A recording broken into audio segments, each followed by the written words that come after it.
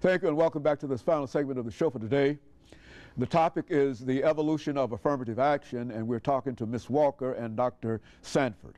Dr. Sanford, let's have you over the last few minutes that we have during this final segment to talk about where you see affirmative action in terms of American society today.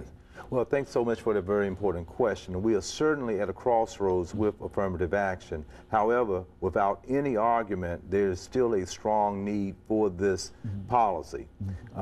We are when I say this crossroads, I mean that when you think in terms of how people are moving into placing people in very uncomfortable, hostile environments because of their misconceived notions about affirmative action to the point of a backlash.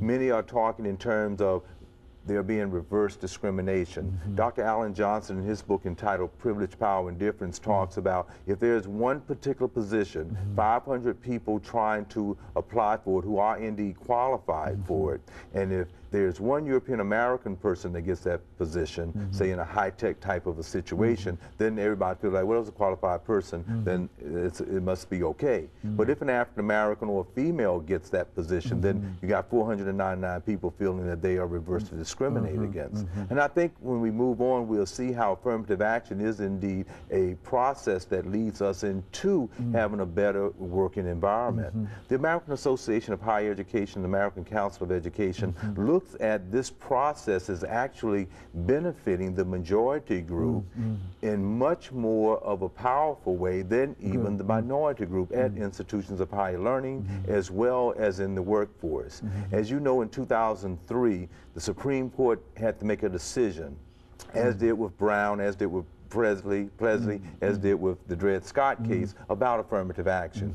And we were with a slim margin of having support for it. So there is still a need for it. This whole notion of a compassionate, conservative type of society is not bridging the gap between the racist, discriminatory, and sexist type and homophobic type of environment in which we still live in today. So there is still needed there to try to give people certain types of opportunities and fairness.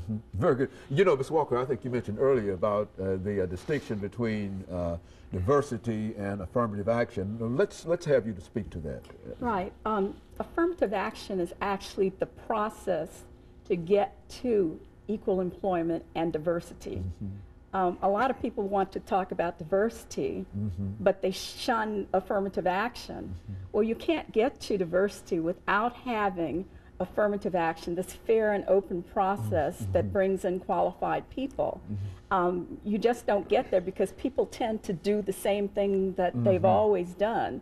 So if you don't have a program that requires people to do extensive outreach, to advertise in the right places, to have a fair job description, to bring people in and not to have harassment and discrimination in the workplace, then you can't have diversity. All you have is a revolving door.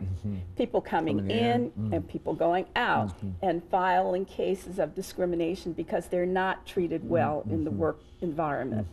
So we have to understand that even with affirmative action, we don't get the kind of diversity that we should be getting at this time because people are still dealing with nepotism, bringing people, friends, families. I speak about the extensive form of nepotism and also putting people in place because it looks good to the community. That is putting African Americans or Native Americans or whoever in place who are not qualified. I think the most egregious act that can be performed is to place anybody in a position for which they're not qualified. But historically, in nepotism, you'd place Uncle Joe's son in the company. And then there would be support for that person so that they would be trained to move up the ladder. They could grow in this situation. But you put an African-American youngster in the mailroom, guess what? He stayed in the mailroom. He didn't get somebody to coach and to mentor. If you ask anyone in the higher echelons, you will find that they were mentored. And the fact is that many of the protected groups, African Americans, Hispanics, women, do not get mentored. They do not get supported. In fact, what you find, if you get a person who's well qualified and very knowledgeable and very capable of doing the job, they become a threat. And they're seen as arrogant, or they're seen as being too aggressive. Persons of color always have to walk this real fine line. You know, are you too passive? Are you too aggressive? But if you're doing your job and you're doing it well, you can become a threat.